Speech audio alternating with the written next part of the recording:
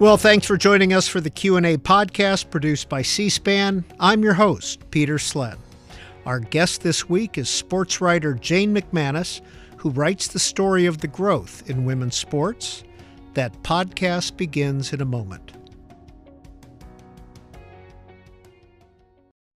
This summer, honor your democracy hero and ignite C-SPAN's America 250 coverage, our 18-month ad-free celebration of our nation's story. Give $25 or more by August 31st at cspan.org/donate to add the person who first showed you democracy in action to our Democracy Hero wall. We'll thank you with a C-SPAN decal. Your gift keeps these stories alive nationwide. Donate today at cspan.org/donate. Thank you. Well, Jane McManus worked at ESPN for years. In her new book, she says that the best career track for her then was covering men's sports. That's where the viewers and the money were. But that is changing quickly. With the advent of Title IX, the early efforts of women's tennis, led by Billie Jean King and Venus Williams, and through the determination of many other women athletes, viewership, enthusiasm, coverage, and pay equity are growing. Our conversation with Jane McManus about her book, The Fast Track, begins now.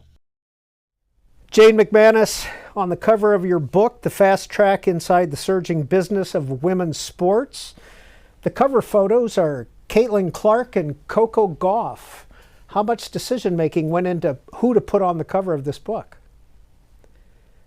Well, that was a conversation that we had, that I had with my publisher and with my editor about what to do now. I pitched this book back in 2020, so long before Caitlin Clark was on the scene, and it really isn't necessarily about Caitlin Clark, or Coco Gauff for that matter. But I felt like those two women really exemplify what is happening right now in women's sports generally. Caitlin Clark on the vanguard of the WNBA, which is, rising very quickly right now, I think, in the national consciousness. And then also, Coco Gauff represents a sport that has been the most successful historically for women in tennis. And so really, they kind of tell a story. They're two careers. You write that to understand women's sports is to be a historian, a sociologist, a sports fan, an athlete, a politician, and a prognosticator. What do you mean? Well, I just think there's a lot that goes into it. I've been asked, is Caitlin Clark the reason this is happening? Are we having this moment because of her? And, really the answer is no. Caitlin Clark is not the catalyst for the moment that we're having. She's the beneficiary, really. Like, she's taking it to the next level. It's a relay race, and the baton gets passed. And luckily, there's a dynamic basketball player there who's ready to take it. But this is an overnight sensation, decades in the making, so to say. There have been many, many moments when women's sports have almost taken off. I'm sure to say, start with the historian part. We have Gertrude Ederle, for example, in the 1920s, swam the English Channel and got a ticker tape parade up Broadway, Canyon of Heroes. There were 2 million people lining that street to see her go up in victory. And I just think, we tend to think of these things as being very modern, but there are lots of things that have happened along the way where there's been a lot of enthusiasm around women's sports, and it's dissipated, it's faded, or it's literally been made illegal. Why do you have to be a politician to understand women's sports? You can't separate out the identity of women and playing sports, the ability to play sports. So, for example, Title IX in 1972 was passed, really to provide equal opportunity at institutions of higher learning in the classroom. But because they used the word activity within the context of that statute, it has also been applied to sports. That's a law, that's literal policy. So when we talk about being a politician, it's very much about opportunities that are tied to the way that women are seen socially. You really can't do something if literally it's illegal to box, and as it was in the UK up until more recently than you might think. It was illegal to run in the Boston Marathon until 1973. The first marathon at the Olympics wasn't until 1984. All of these different things are decisions that have been made along the lines. There are structures in place that have kept women off the starting line for a long time. That's what I mean by it. It's very much about the way that identity dovetails with expectations. And particularly when it comes to sports and to women, those two things haven't always been in concert. Playing sports was an act of rebellion for a very long time. Jane McManus, what's your background with sports? Well, I was born in 1971, and I think that's a big part of my story. It was the year before Title IX, and so I look at the opportunities that I had to play or that my daughters had to play in conjunction kind of with that span of time. I grew up and loved playing, really, and was called a tomboy, was one of the kids in the neighborhood all the time. My first stitches were from tackling somebody's dad in a football game, getting driven to the emergency room on a big wheel. I played a lot of basketball in college, played a lot of pickup. And when I moved to New York City, I played a lot of pickup all over the city, wherever I could catch a game. Played, just for the love of it. Was often the only woman on the court and loved sports and have always done something, whether it's running or being active. But I also played roller derby for 7 years, starting in 2007, kind of the resurgence of roller derby in this country, and loved that. Loved every minute of that. I love full contact sports. I love, whether it's swimming or tennis. I love being active. I love sports. I think you either like that kind of thing or you don't. You take to it or you don't. And I've just always been somebody who wanted to play. And there's an ESPN connection as well. Yeah. Well, that's the thing is I was always interested in playing, but I didn't realize that you could be a sports writer, that I could be a sports writer. I knew there were sports writers. I just didn't think I could be one of them. And a friend of mine, was rollerblading with her in Prospect Park, and she said, you should be a sports writer. And I said, that's it.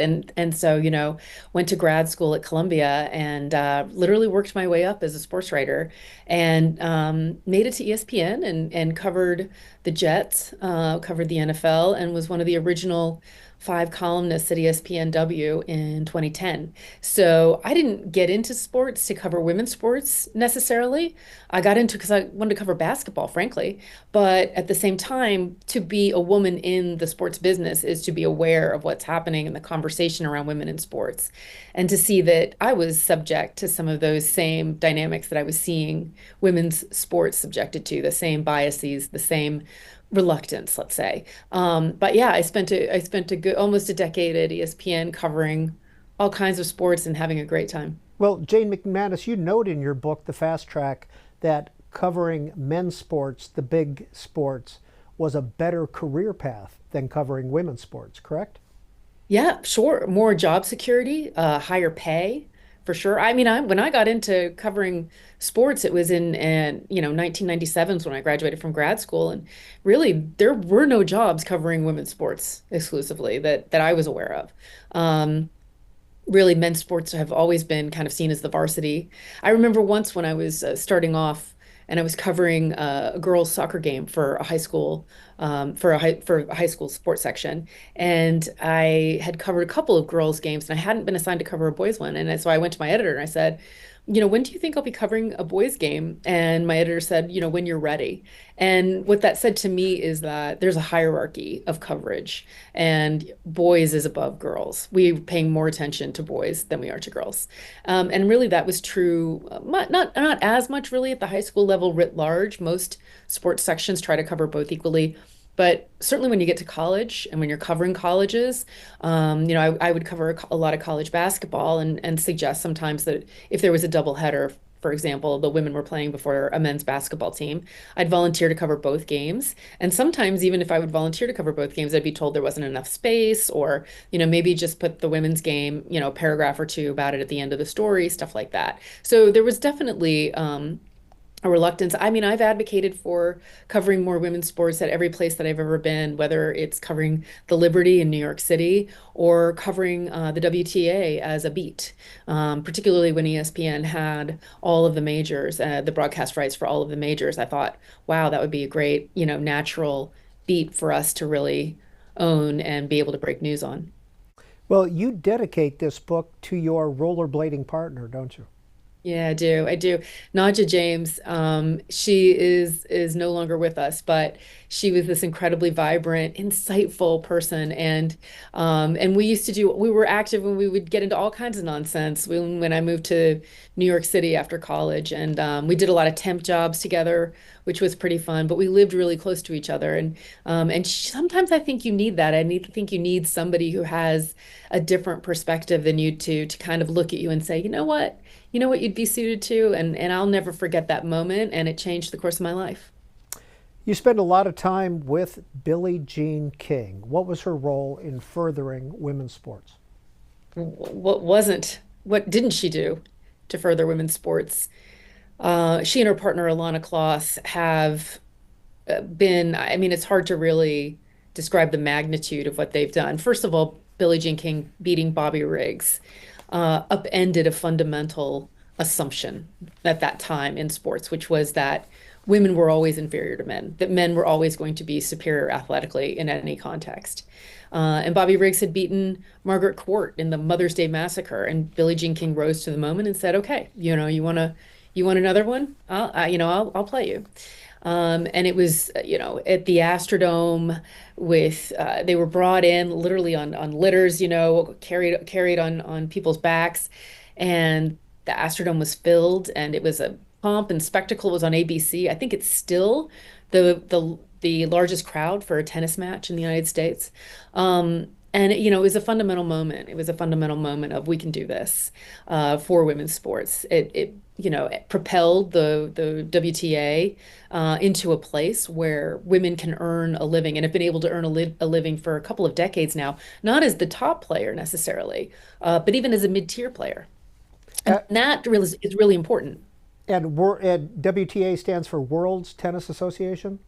Women's Tennis Association. Tennis Association. Well, yes. C-SPAN interviewed Billie Jean King in 2008 about that match. Here's a little bit of what she had to say. Bobby had asked me to play for about 3 years. I said, no, no, no. Then he went to Chris Everett, and her dad, she wasn't quite 20 in 73. And so Daddy, Jimmy Everett, said, no, you're not going to play him. And when Margaret lost, then I felt I didn't have a choice. So there was a tremendous amount of pressure. I was very scared. I thought that if I lost that match, that's probably going to be the rest of my life. I'd be known as the girl who lost to Bobby Riggs. Do you think it would have set women's sports back or Title IX back? Yes, I think it would have hurt a lot, maybe. I don't really know, but I knew if I won, it would help. Jane McManus, what's your reaction to that? Yeah, I mean, she's always been somebody who recognized her platform.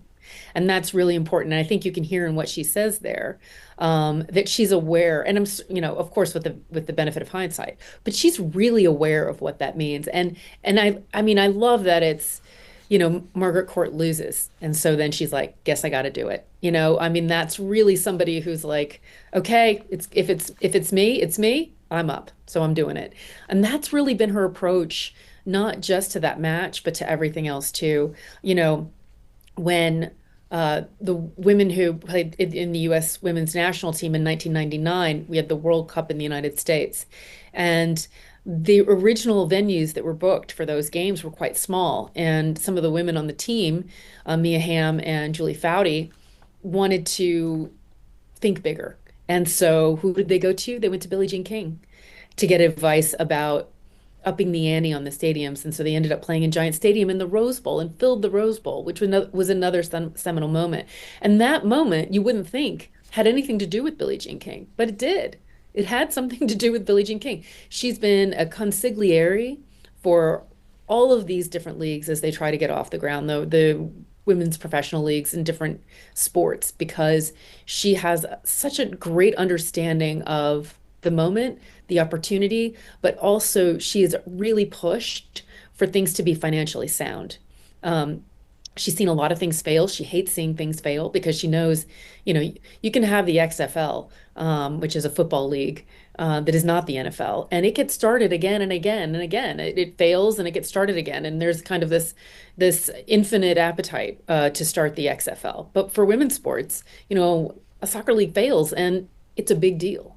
A basketball league fails, and it's a big deal. And it takes time and it takes energy because the assumption is, well, nobody cares about women's sports, which was the mantra for so long. It's not anymore.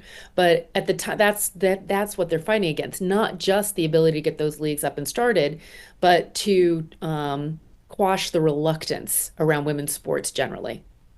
Well, for those of us of a certain age, we remember the Virginia Slims tennis tournaments. What was that about? Well, Philip Morris, the tobacco company, was really the only big sponsor that young WTA had in the early 70s to get started. Philip Morris was trying to capitalize with Virginia Slims on the enthusiasm around the women's movement and women's liberation, and kind of market a cigarette to those who wanted to see themselves as part of it. And so, there was a lot of debate at that time about whether or not it really was fitting for a women's professional tour and a group of athletes to promote cigarettes as part of their genesis. And at the same time, Billie very practically said, well, if we don't do this, we don't have money coming from other areas. We won't get the prize money. The whole reason they launched it, the WTA to begin with, was the fact that there was such unequal prize money across the board for players in the women's game versus players in the men's game.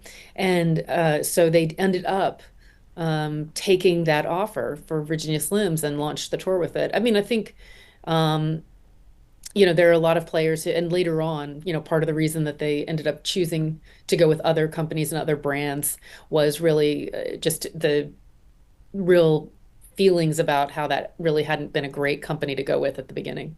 You write in your book that the elder of the two Williams sisters, Venus, who dominated tennis, does not get the credit she deserves for the advocacy behind the scenes of the Women's Tennis Association that finally attained equal pay for the members of the women's Grand Slam events. This was in 2006, Jane McManus. Yeah, it's hard. This is the thing about history. We all have the memory of mayflies. We are forgetting everything constantly. But Venus was very instrumental in getting that fourth major, Wimbledon, to finally offer equal prize money in 2007, and that was the last one to do it. The U.S. Open was 1973. The Australian followed suit. Then the Australian backtracked in 1996 and then went back to equal pay. The French Open in 2006, but Wimbledon didn't want to do it. And the margin between what they paid the men and what they paid the women was very small. The difference was small, but it was still a point. It was making a point, that difference was that the women were not as good.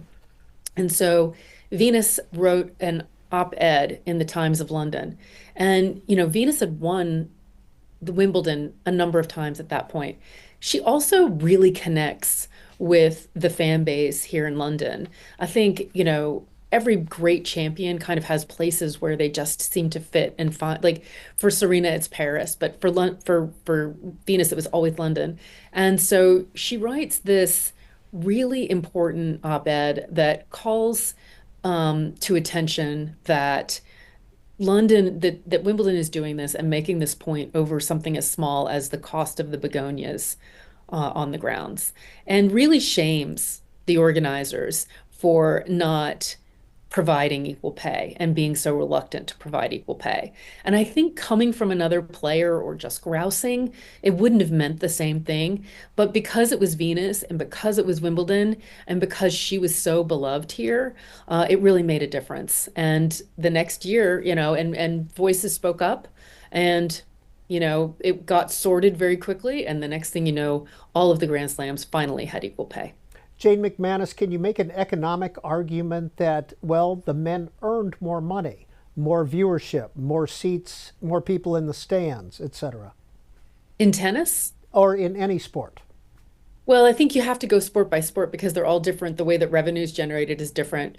But I'll say for tennis, people don't buy a ticket to a match until the very end of a tournament. They buy a ticket to a day. And so you buy a day ticket or a night ticket at a Grand Slam event. The media is there. the fans are there, the sponsors are there, and they're not necessarily there for men or for women. They're there for the tennis, for the best tennis in the world.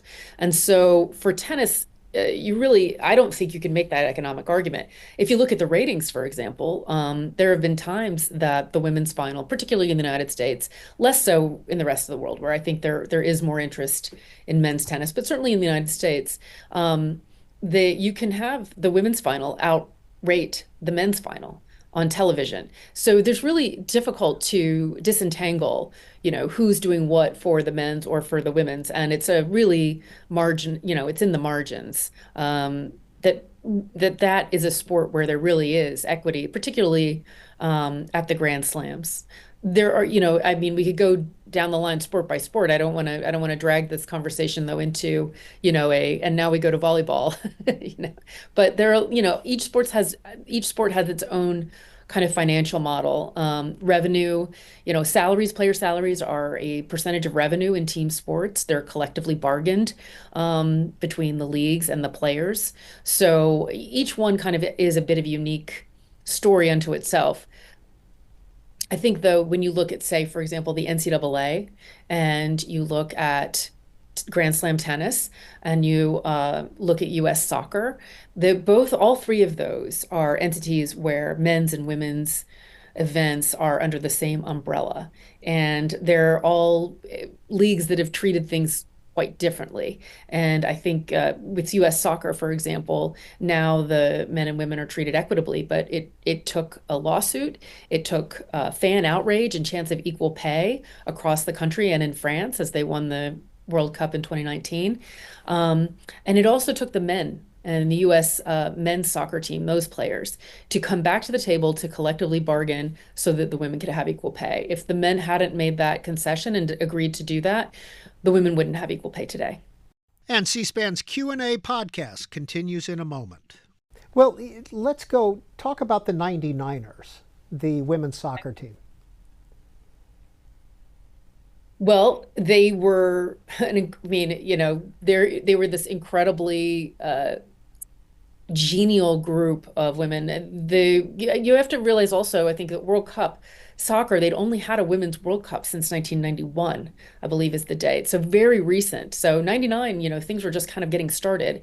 And I think the U.S. got the tournament that year pretty late as a site. So they were kind of scrambling to get things together. But those players were super popular in this country. People knew who they were. It was kind of the beginning of soccer's real kind of popularity. There was an explosion of play in addition to this team that just kept winning on the world stage.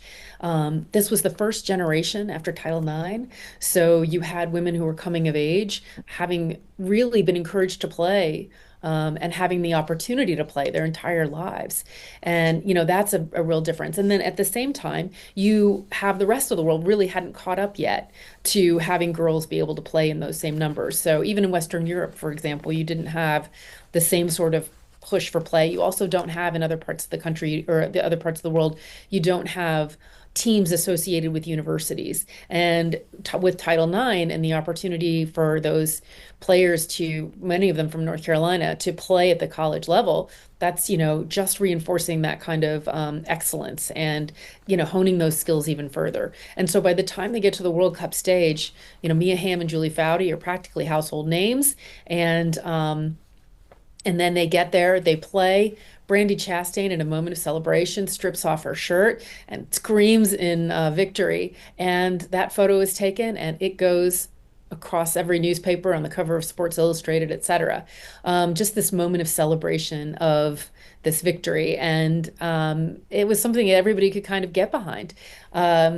That was on the heels also of the 96 Olympics where the women had won gold in soccer as well. So you really just had this moment and this culmination, and it ended up kind of coalescing between 96 and the victories in Atlanta at the Atlanta Olympics, where 4 U.S. women won team gold, to also then the 99ers at the Rose Bowl winning the World Cup. That really consolidated that second wave, I think, of in my lifetime of a huge popularity in women's sports.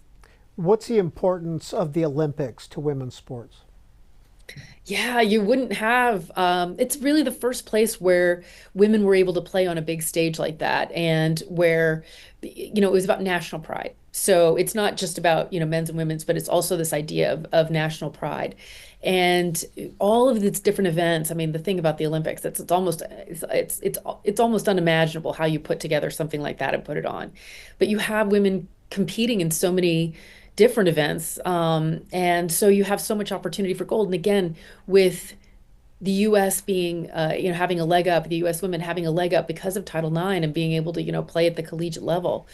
You just have like you've had really strong American competitors. It's another place like Grand Slams where the media is already there. So the architecture for promotion and support in sponsorships, and in the ability to put something on and then having the media, it's already there for men and women's sports. So if somebody's there because like, oh, well, we've got to see, how the men do in skiing, but then there's this incredibly great story on the women's side, even back in the day, writers would cover it because it would be about the story and the story would be undeniable. And so you would have a lot of care for that. And then also, you've had the ability for, gymnastics and figure skating were two of kind of the big Olympic sports when I was a kid. And, those are very traditional sports where women have always been able to compete and do well because, in part because it's an individual sport and women playing individual sports have had ability to kind of rise above a little bit more easily. But also, the way they're presented is very in concert with the ideas of what femininity was at that time. And so because of that, you didn't necessarily have people say, oh, well, I don't want to watch, women play sports, which is something that team sports really struggled against for a long time. But in those individual sports, and particularly those feminine presenting sports, which were at the Olympics, it was a real opportunity for those athletes to shine. And it kind of was a kind of way of looking in and kind of seeing the future a little bit and appreciating the excellence and the artistry that those athletes had.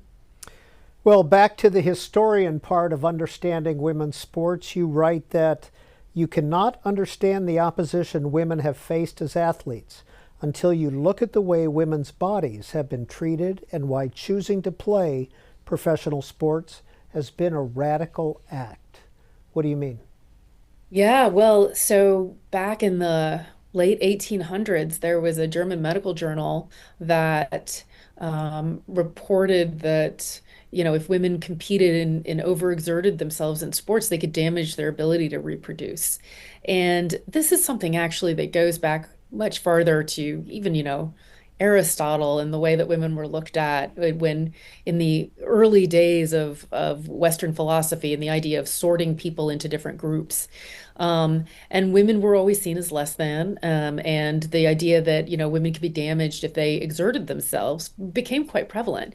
And, it's the reason that when James Naismith invented basketball in the late 1800s, and one of the first games was played at Smith, the court was divided into three zones, and athletes weren't able to run between those zones. They had to stay in their zone. And this was to kind of maintain this idea that their delicacy wouldn't be damaged by this sport by putting them in different zones. And that's also why, Catherine Switzer, when she ran the Boston Marathon in 1967, had to register under her initial because women weren't allowed to run. But it wasn't just that she wasn't allowed to run; it's that there weren't any structures in place for her to run, and that goes back, to these ideas of delicacy. And so certain sports have always been kind of okay or less frowned upon than other sports because of this idea of delicacy, and those are the ones that then don't where women don't have to sweat. And so tennis, of course, was something where you could look at and say, oh, okay, well, that's not so bad. But you look back at the clothes that women had to wear back at that time in the late 1800s, and it was corsets and the restrictions, and you couldn't run in that sort of thing anyway. You really would pass out because it doesn't allow you to be able to breathe. It's not a performance fabric. So all of these things kind of were in the air and really so even I'm thinking back now to Ed Simple's Tiger Bells, which was Tennessee State, had this track and field team, and they were called the Tiger Bells, and they were excellent. Um, Wilma Rudolph was one of them and won gold in Rome in 1960. But the coach would have a mantra, which was that the women on the team, after they won something, before they talked to the media, they had to put on lipstick and do their hair. And his mantra was, foxes, not oxes. And, I'm sure that he thought he was looking out for those players, and dealing with the mores of the time in the 1950s and 60s, but particularly for Black women, this idea of, being athletes was quite fraught, and because of the expectations around race and gender at the time. And he just knew that if they were not seen as women first, that they could run into trouble socially. And I just think of all of these different ways that women had to try to fit into these really narrow constrictions and ideas of what being an athlete was, and never really approach being an athlete, but always kind of like be a step away from it because of the societal expectations of women at the time, which again was not that you could go on and earn a living in being an athlete or even in the workplace, but that you would go on and be a mother. And so anything that you did as a younger woman that would impede your ability to be a mother was absolutely verboten. Well, it's not all progress, Jane McManus. It was in this century that Ian Cohen said to Eugenie Bouchard at the Australian Open, "Give us a twirl and tell us about your outfit." Yeah, it kind of speaks for itself, doesn't it? I mean, again, very well. I mean, you don't have to look far to see those kinds of things. The attitudes are still very much out there. They haven't gone away necessarily. I mean, you like to think so, and I actually do think that today's athletes are doing a lot with with their ability to perform, and just their excellence to be able to dispel some of that stuff, but it still comes back again and again. And I would be surprised if that went away entirely. But what you do have now are women who see themselves as athletes first, and they aren't looking to be pleasing to anyone else. And I think that is where things have changed quite a bit. Today's athletes see sports as their birthright, not just their brothers. And I think, honestly, their brothers would say the same thing for the most part. The year is 2023. Spain women had just won the World Cup. One of the players was Jennifer Hermoso. What happened? Yeah, she was celebrating, and her coach, Luis Rubiales, as he went down to congratulate each of the players in turn, kissed her without her consent, and hugged her. He was clearly celebrating and thought that this was his moment, but it was not his moment, it was hers. And I think that's a fundamental misunderstanding of who is celebrating and who gets to celebrate in that moment. And it's not that someone who's celebrating, a man who is celebrating, can just do whatever he likes. It really was, it was inappropriate. And it kind of, not only did it take away the joy from her in that moment, but then the discussion became about the kiss, and it became around that, as opposed to allowing her to really celebrate and take a victory lap. And it became something that was fraught and unpleasant, as opposed to her being able to have and celebrate her moment. Were there consequences for the coach? Not at first. The Spanish Soccer Federation completely backed him, and he was cheered even in one setting. There were horrible things that were said about Hermoso, unfair things that were said about her because she was making a problem for them by being forthright about what she had not said yes to. And yeah, so she was seen as the problem, and they tried to rally the troops, but ultimately what happened is the rest of the world spoke up, and other players, actually men who played, spoke up on Jenny's behalf. And ultimately what happened was that he was forced to step back and to apologize. And I believe even there were some legal repercussions for him as well. But it is something that's very different because I think, 30 years ago, she would have been told to laugh it off, or that it wasn't important, or she shouldn't be making a big deal out of it, or anything like that. Like, to just there her and allow him to do whatever he likes. But we're in a new age, and I think that women who play sports kind of recognize their own bodily autonomy, and they kind of know what their boundaries are, and they understand their power in a way that's different from generations before, which is probably why there are people who don't necessarily want women to be playing sports, because it really is a place where you start to understand yourself better, you understand your power and your autonomy. Back to your book, The Fast Track, you write, issues that affect the politics of women's bodies, whether around reproduction, consent, identity, value, or desire, affect women's sports. The rigidity of categorization reinforces the gender binary, and for athletes who choose to play in the women's category, competing is a historically rebellious act. What are you telling us?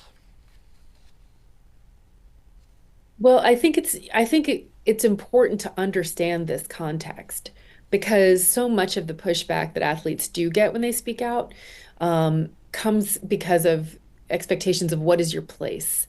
I think we've seen that not just in women's sports, but in sports writ large. Colin Kaepernick, and the moment that he spoke up, was deeply divisive because of ideas about him and what his place is. And I think that the same can happen with women in sports, particularly women of color, who I face often larger hurdles than white women do. And also that's reflected in endorsements and name, image, and likeness opportunities, and anything else. Just like in society, right? Those things happen in society, and so they happen in sports too. And I just think, I think it's really important. Fan bases in men's sports don't necessarily have to make those calculations when they're deciding who to support. But I think what we've seen is that fan bases around women's sports actually understand that, and there's some sophistication there, because when women in sports have decided to take up a cause, and I'm thinking particularly of the WNBA, in the bubble, and during the COVID year when they played, they came together and made a very strong statement against one of the owners of the Atlanta Dream, Kelly Loeffler, as she was running for an open Senate seat against Raphael Warnock. And the players on the Atlanta Dream came out in Warnock shirts for a practice one game. And, and this was, really forthright campaign, a very visible campaign, and very unusual to have players come out and not support a candidate who was affiliated with the league. But Kelly Loeffler had come out against Black Lives Matters. And so those players took it very seriously. And rather than drive back an audience or push away an audience, the WNBA became more popular. And now every single year it takes on a cause, like, for example, whether voting rights or maternal health, because the maternal health disparities end up, really hurting mothers of color. It's pretty atrocious.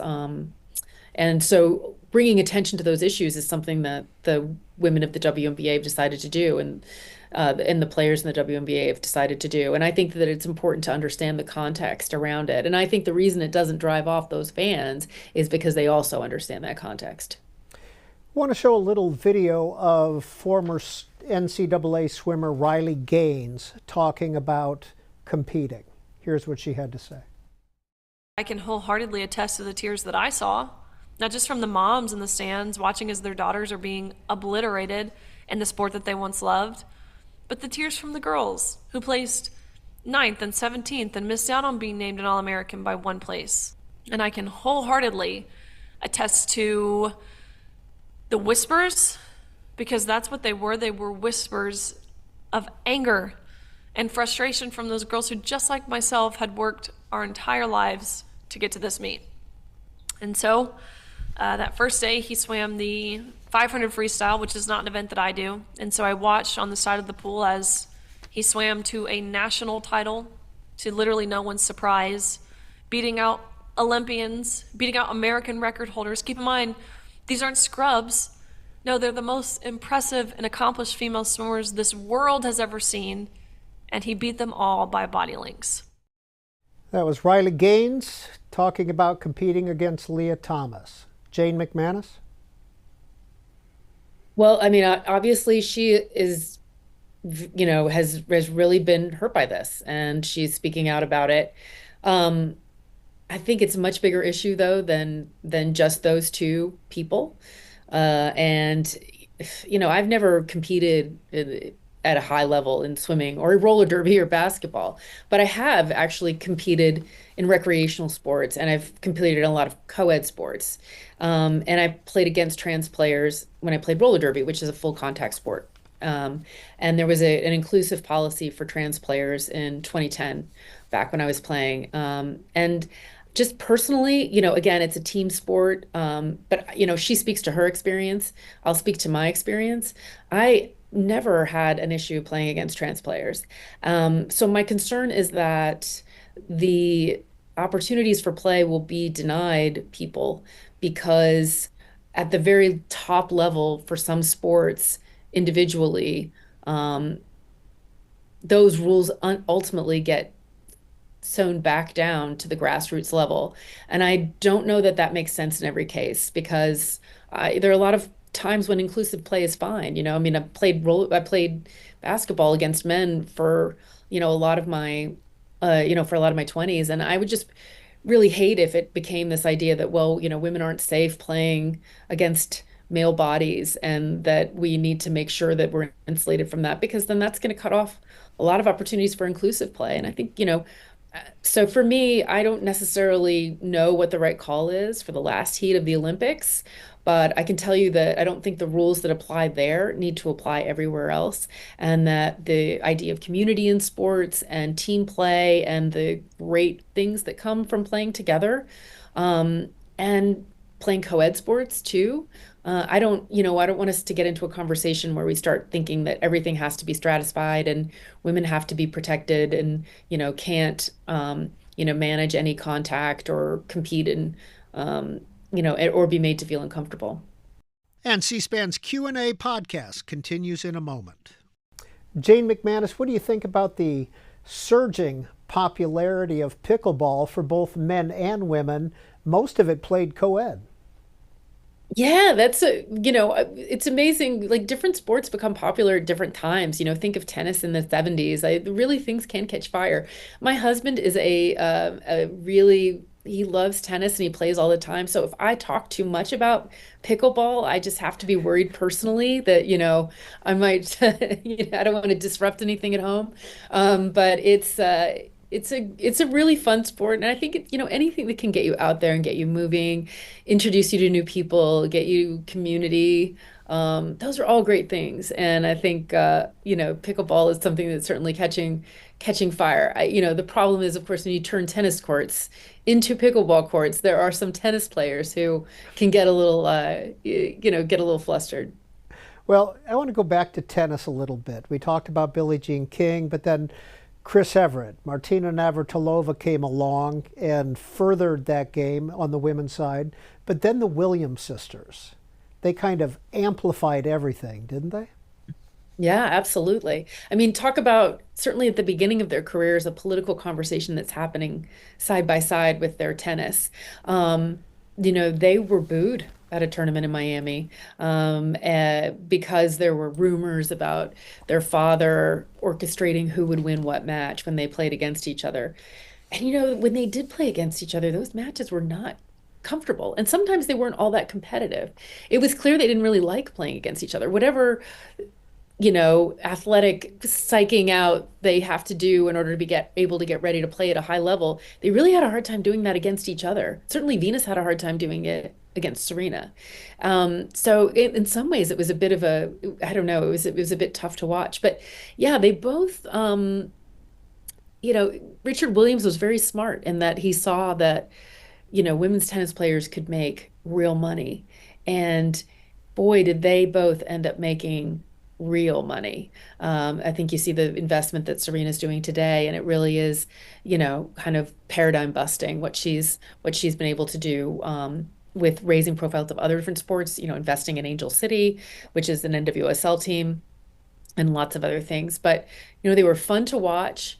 They were very different. They were very different kinds of players. I think they both broke barriers in lots of different ways. They changed the way that US women's tennis looks. And what I mean by that is that if you look at their influence in extending the USTA's influence with grassroots programs and getting more resources to those grassroots programs, there are generations of players now who started playing tennis because of Venus and Serena, and they don't look like the same players who were playing when Venus and Serena got into the game.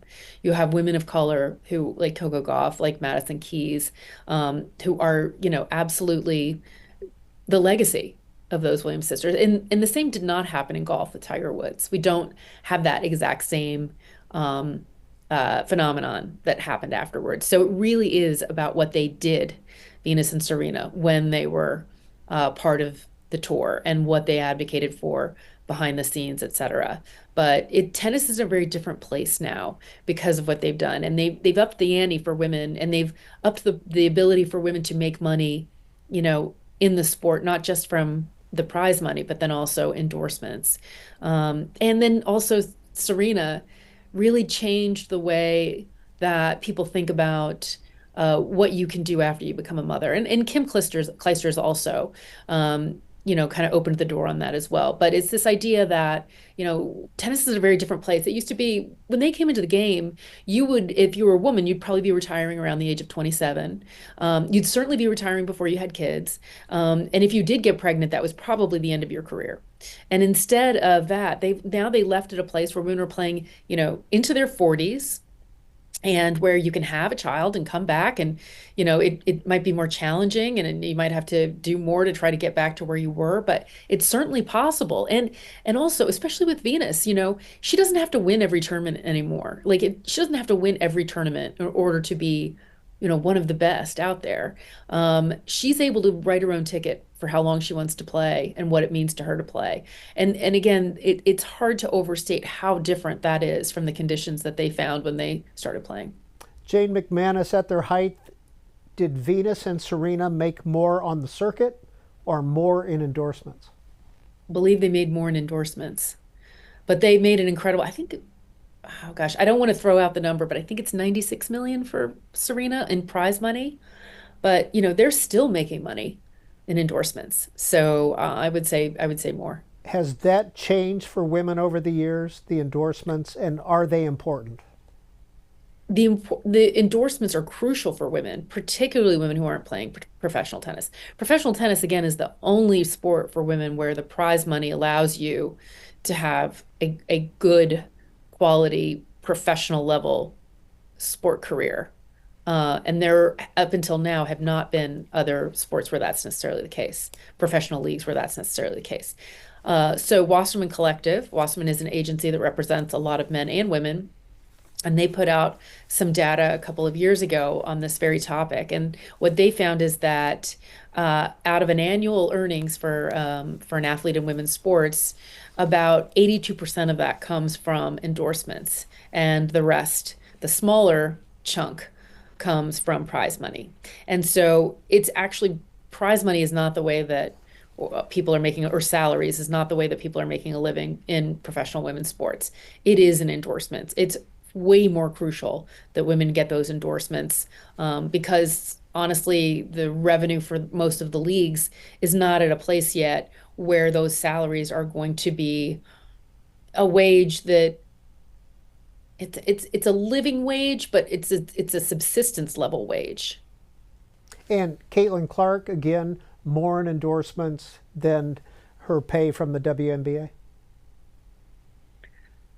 Well, yes. I think the WNBA is trying to pay her as much as it can, but it can't. But we're talking six figures at that point, right? Not exactly. 10 million, 20 million like a star in the NBA would get. Correct. But she's, so she's earning more off the court. But at the same time, her presence is going to raise that, the level of the water for everybody. She is the rising tide with Angel Reese as well. I think that rivalry is a big part of her appeal. But that's raising raising the boats for everybody. And so, Megan Rapinoe, who when U.S. women's national team was fighting with U.S. soccer for a better equity, she said she was at the end of her career. She had maybe 2, 3 years left, and she knew it. And she said, we are not going to see the money that we're fighting for. She said, the next generation is going to get it. And I hope that when those players get it, they take me out to dinner. But, she knew that the fight was not about what her own pocket was going to be filled with. And I think that's probably the case in some ways, even for Caitlin. But it certainly was the case for all of the players before Caitlin. And again, the reason that you have a platform like that for Caitlin to walk into is because of all the work that was done, particularly at the NCAA level after Sedona Prince posted a viral video that showed literally the inequity of the weight room in the women's bubble during the COVID year and the weight room, which was a palace in the men's bubble. So, again, had that video not gone viral, had the NCAA not launched an investigation into gender equity that found that it had overlooked and left money on the table for the women's tournament for decades. Had Angel Reese and Caitlin Clark not come along the year after that to ESPN trying to do a better job of platforming its own programming, because it had the broadcast rights for the NCAA women's tournament for years. If all of that hadn't happened, then Caitlin Clark wouldn't be walking into a place where she could make that kind of a difference. Has the name, image, likeness, NIL helped women at the college level? Absolutely. I mean, absolutely it's helped, because it's, they are also able to go out and get their deals and sponsorships as well. Jane McManus, you have a section in your book called The Gatekeepers. Who are they? Oh, well, I mean, there have been gatekeepers at different levels, throughout history. But in terms of the media and broadcasting, it's definitely been broadcasters. Having been at ESPN, and ESPN is a fantastic place to work and has done more to promote and elevate women in sports than any other network. But it's also done some things that have ended up holding sports back, women's sports back, and the platforming of women's sports back. Just because it's so large. There's the best, you can find the examples of the very best and examples of some pretty damaging stuff.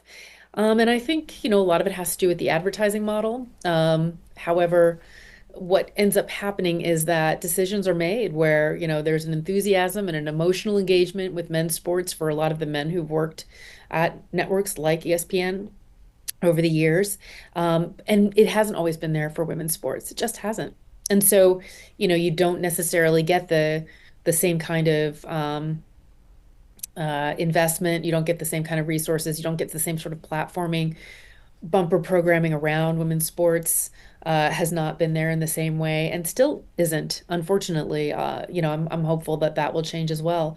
But and ESPN has done far better than most other networks in that regard too. So I say that with that caveat. Yeah, you helped to found, didn't you, ESPNW? Well, Laura Gentili, she was the VP at ESPN at that time, who really was that was her brainchild, and she pushed it. And I was lucky enough to be in that first iteration in 2010. And absolutely, and I had a sports radio talk show with Kate Fagan and Sarah Spain called The Trifecta for 3 years, where we did our best to talk about as many women's sports as we possibly could. And we also ended up, we did a lot of shows. Jamel Hill and Michael Smith had his and hers. And what was so great about that was it meant that every time Jamel was somewhere else, there had to be a different hers filling in. So whether it was Anita Marks or Sarah Spain or myself or Kate Fagan, we were in the rotation on a lot of those shows. And we did the first ever all women's sports center, and the first, not sports center, the first all women's first take, the first all women's sports reporters, and a couple other shows like that. And at the same time, we were really told and encouraged when we were doing those shows to maybe pick a topic around women's sports or maybe two, but not more than that. We really needed to stick to the same topics that all of the other shows were discussing because we didn't want to alienate the audience by talking too much about women's sports. Now, let's talk about football, the biggest sport in America. The formula: two male commentators in the booth and a female reporter on the sidelines. What do you think about that? I mean, it's absolutely formulaic. It's disappointing to me. I do think you see like Mina Kimes, for example, an analyst at ESPN uh, who covers football, and she really proves that you don't. It doesn't matter what your gender is or how you're identifying or anything like that. People who can analyze the NFL can analyze the NFL. It's not rocket science, as they say. But yeah, I mean, a football broadcast is really designed to make men feel comfortable. And in almost half of the audience is now women. But, even just the register of the voices that are calling the game, usually they're very deep. And that you could probably hear three or four different play-by-play announcers, and you might recognize the voice, but you would definitely notice the similarity of the tone and the engagement. It's a lot of talk about how tough guys are, and it's a real pageant in some ways. It's very formulaic. I think actually that's probably why the Manning cast, where Eli and Peyton Manning are on another channel in ESPN for Monday Night Football and just talking about the game in a different way is so refreshing because the way that a football game is broadcast is so formulaic. But yeah, very much gendered as well, and I also think about, the way that over the years producers have panned to different women in the audience and lingered, and then announcers have said things about those women in a way you just wouldn't about men. And it's very much because this idea that your viewer is a man. And I know that women do feel excluded from that when everything is produced and all of the visual and the audio cues are telling you that you are not the intended audience. There are other ways to produce games, and I think particularly for women's sports, finding those new ways of broadcasting things, those new ways of including a different kind of audience is part of the goal. Well, we've spent the past hour talking about women's sports, but I think I got the stat right from your book that only 5% of sports coverage is focused on women's sports. Well, that was the last time that reading was done was 2019. And that's Cheryl Cookie out of Purdue and Professor Michael Mesner. They worked together on that for the last 2 decades, that research. And the number really hasn't budged all that much, between 4 and 5%. It's probably starting to inch up a bit more now. There have been other entities that have tried to do that, put that study together. But I think the traditional media, when you're looking at sports broadcast, or you're looking at like an ESPN Sports Center or something like that, the number is still probably between 7 and 8% now, not much higher, but it's heading in a different direction for the time being. So I think that is there are a lot more ways now to get your news, ways to get your sports, ways to get your broadcasts. So it's not a one-to-one anymore, just because the media universe has so fragmented. Well, let's go back to where we started. In your book, The Fast Track, Inside the Surging Business of Women's Sports, Jane McManus, you said at the beginning of this conversation that you pitched this book in 2020. It's just been published. Did it mature and change over those 4 or so years? No, it took that much time to convince a publisher to do it. I got a lot of reluctance around this. Some publishers were thinking, well, can you just do like a story about one plucky athlete who broke that through the ceiling? And I really didn't want to do that because this is a story about more than just one woman's story. It's a story of all of the women who didn't break through the glass ceiling, who were denied the opportunities. And how their story is just as important as those who are able to emerge now and have the platform. I just don't want those stories to be forgotten and for people to be lulled into a sense of the inevitability of women's sports and the rise of women's sports. It's not inevitable. And there are, like you noted, there are plenty of people who still have pretty retrograde ideas about women in sports. And so, I think it's important for, those women in the relay who are taking that baton and running on, for them to be aware of the history. The Fast Track is the name of the book, Inside the Surging Business of Women's Sports. The author, Jane McManus. We appreciate you spending an hour with us here on C-SPAN. Happy to do it. Thanks for those great questions. Well, thanks for listening to this week's Q&A podcast produced by C-SPAN. Now, if you like this podcast, tell your friends, rate and review us, and follow us on social media at BookTV for more updates and schedule information. And are you looking for more of C-SPAN's book programming? Follow our Bookshelf podcast feed, your one-stop source for Afterwards, Book Notes Plus, and Q&A podcasts. Discover compelling conversations with authors, historians, and thought leaders all in one place. Subscribe to C-SPAN's Bookshelf podcast today. Now, next week on Q&A, our guest is Kathleen Dulaski, who asks the question, who needs college anymore?